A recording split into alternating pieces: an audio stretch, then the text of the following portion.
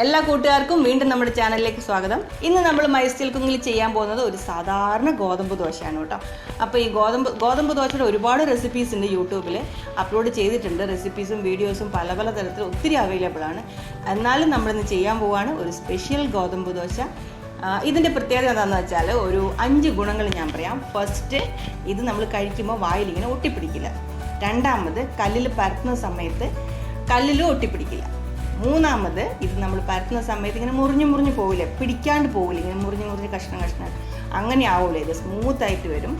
നാലാമത്തത്, ഇത് ക്രിസ്പി ആയിട്ട് കിട്ടും. അതിൻ്റെ അരിയൊക്കെ നന്നായിട്ട് മുരിഞ്ഞ് കിട്ടും. പരത്തി എടുക്കുമ്പം തന്നെ കുറച്ച് നേരം കൂടെ വെച്ചിരുന്നാൽ ഫുള്ള് നല്ല കറുമുറ ക്രിസ്പി ആയിട്ട് കിട്ടും. അഞ്ചാമത്തത്, സൂപ്പർ വെറൈറ്റി ടേസ്റ്റാണ്. അപ്പം ഈ 5 ഗുണങ്ങളുള്ള നമ്മുടെ ഈ സ്പെഷ്യൽ ഗോതമ്പ് ദോശ ഒന്ന് ട്രൈ ചെയ്ത് നോക്കുക.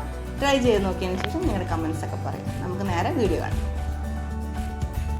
1.5 കപ്പ് ഗോതമ്പ് മാവ് ഞാനിവിടെ എടുക്കുന്നുണ്ട് കേട്ടോ. ഈ ഗോതമ്പ് മാവിൻ്റെ കൂടെ നമുക്ക് കുറച്ച് ഐറ്റംസും കൂടി ആഡ് ചെയ്ത് കൊടുക്കാണ്ട് നമ്മൾ ഈ പറഞ്ഞ ഒരു ക്രിസ്പിനെസ്സും ഒട്ടിപ്പിടിക്കലും ഒക്കെ ഇല്ലാണ്ട് കിട്ടണ്ടേ. 1 സ്പൂൺ ഫുള്ള് റവ, വെള്ള റവയില്ലേ, നമ്മൾ ഉപ്പുമാവൊക്കെ ഉണ്ടാക്കുന്ന റവ, വൈറ്റ് റവ, ആ റവ 1.5 സ്പൂൺ ഫുള്ള് എടുത്തിട്ടുണ്ട്. പിന്നെ ഇട്ട് കൊടുക്കുന്നത് 1 സ്പൂൺ ഫുള്ള് മൈദമാവ്, പിന്നെ 1/2 സ്പൂൺ പഞ്ചസാര, ആവശ്യത്തിന് ഉപ്പ്, പിന്നെ നമ്മുടെ ഈ ദോശ കുറച്ച് കളറൊക്കെ ഉണ്ടായിക്കോട്ടെ അല്ലേ, 2 നുള്ളു മഞ്ഞൾപ്പൊടി. അപ്പോൾ ഇത് ഇട്ടതിന് ശേഷം നമുക്ക് ഇതേപോലെ ഒരു ഹാൻഡ് ബ്ലെൻഡർ ഉണ്ടെങ്കിൽ നല്ലതാണ്. ഒട്ടും കട്ടാണ്ട് നമുക്ക് ഉണ്ടാക്കിയെടുക്കാൻ പറ്റും. കൈ കൊണ്ടൊക്കെ എങ്ങനെയൊക്കെ നമ്മൾ ഞെരടി മിക്സ് ചെയ്തെടുത്താലും ചെറിയ കട്ടകളുണ്ടാവും. അത് ഒഴിവാക്കാൻ വേണ്ടി ഇതുപോലത്തെ ഒരു ബ്ലെൻഡർ ഉണ്ടെങ്കിൽ ഒത്തിരി നല്ലതാണ് കേട്ടോ. മാവ് കട്ട കെട്ടി കിടക്കുകയാണെങ്കിൽ നമ്മളിങ്ങനെ പരത്തുന്ന സമയത്ത് അത് അവിടെ നിന്ന് വിട്ട് പോരും. കറക്റ്റ് നല്ല റൗണ്ട് ഷേപ്പിൽ കിട്ടൂല. അതുകൊണ്ടാണ് നല്ലൊരു ബ്ലെൻഡർ എടുത്തിട്ട് ഇതേപോലെ മിക്സ് ചെയ്യാൻ പറഞ്ഞത് കേട്ടോ.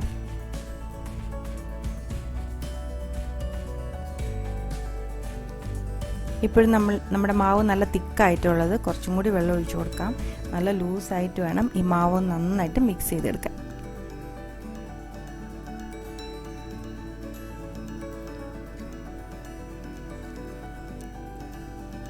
ഇനി ഇതിൻ്റെ അകത്തേക്ക് ഒരു ഐറ്റം കൂടി ചേർത്ത് കൊടുക്കുന്നുണ്ട്, മുട്ടയുടെ വെള്ള. 1 മുട്ടയുടെ വെള്ള എടുത്തിട്ടുണ്ട്. മഞ്ഞ ഞാൻ മാറ്റി വെച്ചിട്ടുണ്ട് കേട്ടോ. ഇനിയിപ്പം മുട്ട ഇഷ്ടമില്ലാത്ത ആൾക്കാർ, മുട്ടയുടെ മണമൊന്നും ഇഷ്ടമില്ലാത്ത ആൾക്കാരാണെങ്കിൽ ഇത് ഒഴിച്ചു കൊടുക്കണം, നിർബന്ധമൊന്നുമില്ല. പക്ഷേ ഇത് ഒഴിച്ചു കൊടുത്താൽ ഒന്നും കൂടി നല്ലോണം മൊരിഞ്ഞ് കിട്ടും.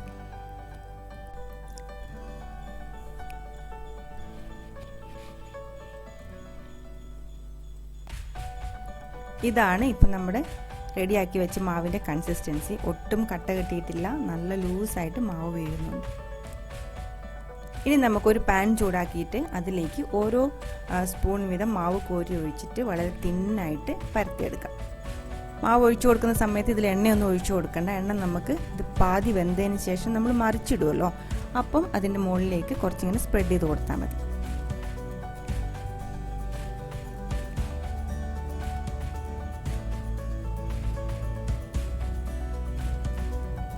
ഇത് മറിച്ചിടുന്നതിന് തൊട്ട് മുന്നേ നമുക്കിതിൻ്റെ മുകളിലേക്ക് കുറച്ച് നെയ്യും കൂടി ഒഴിച്ചു കൊടുക്കാം. ഇനിയിപ്പോൾ നെയ്യ് ഇല്ലെങ്കിൽ വെളിച്ചെണ്ണ ആയാലും മതി കേട്ടോ. പക്ഷെ നെയ്യാണ് നല്ല ടേസ്റ്റ്, നല്ല നമ്മുടെ നെയ് റോസ്റ്റിൻ്റെ ആക്കിയ ഒരു ടേസ്റ്റിലേക്ക് എത്തും നമ്മുടെ ഈ സൂപ്പർ സിമ്പിൾ ഗോതമ്പ് ദോശ. ഇപ്പോൾ നമുക്ക് മറിച്ചിട്ട് കൊടുക്കാം. മറ്റേ സൈഡും കൂടി നല്ലോണം ഒന്ന് മൊരിഞ്ഞ് കിട്ടണം. തീ വന്നിട്ട് മീഡിയം ഫ്ലെയിമിൽ വെച്ചാൽ മതി. മീഡിയം ഫ്ലെയിമിലേക്ക് വെച്ച് അതിപ്പം കുറച്ച് നേരം കൂടി വെക്കുകയാണെങ്കിൽ നല്ലോണം ഒന്ന് എല്ലാ സൈഡും മൊരിഞ്ഞു കിട്ടും, കരിഞ്ഞു പോകില്ല ഈ ദോശ.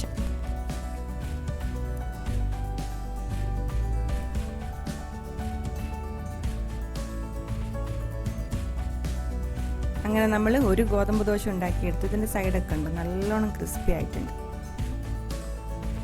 ഒരെണ്ണം കൂടി ഉണ്ടാക്കിയെടുത്ത് നോക്കാം.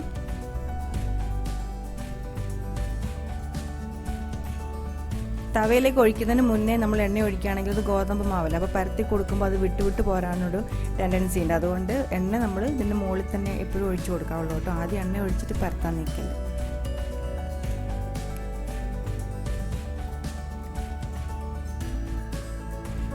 ഇപ്പം നമ്മുടെ രണ്ടാമത്തെ ദോശ റെഡി ആയിട്ടുണ്ട്. ഈ ദോശ ഞാൻ ആദ്യം ഉണ്ടാക്കിയ ദോശക്കാളും കുറച്ച് സമയം കൂടി ഇതിൽ ദോശ തവയിൽ വെച്ചിട്ടുണ്ടായിരുന്നു. അതുകൊണ്ട് ഒന്നും കൂടി ക്രിസ്പി ആയിട്ടുണ്ട്. പിന്നെ നമ്മളിത് എത്ര സമയം വെച്ചാലും ഇത് മറ്റേ സാധാരണ ഗോതമ്പ് ദോശ പോലെ കരിഞ്ഞു പോകില്ല. ഇതിങ്ങനെ ക്രിസ്പിയായി നല്ല ബ്രൗൺ കളറിൽ ഇങ്ങനെ വരുള്ളൂ. പിന്നെ ഇതിൻ്റെ ഗോൾഡൻ കളർ കണ്ടോ, മഞ്ഞ കളർ, അത് നമ്മൾ ഇട്ടുകൊടുത്ത 2 നുള്ള് മഞ്ഞപ്പൊടിയുടെ മാജിക്കാണ് കേട്ടോ.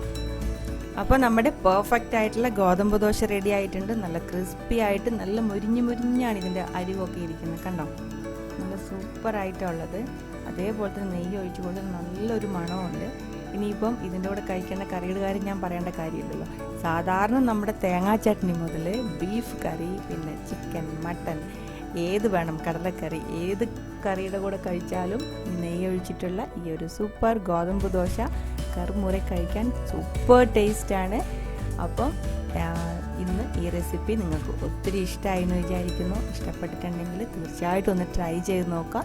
ട്രൈ ചെയ്ത് നോക്കിയതിന് ശേഷം നിങ്ങളുടെ കമൻസൊക്കെ പറയുക. അപ്പോൾ ഈ വീഡിയോ നിങ്ങൾക്ക് ഇഷ്ടപ്പെട്ടാലും ഇഷ്ടപ്പെട്ടിട്ടില്ലെങ്കിലും കമൻസൊക്കെ പറയണം കേട്ടോ.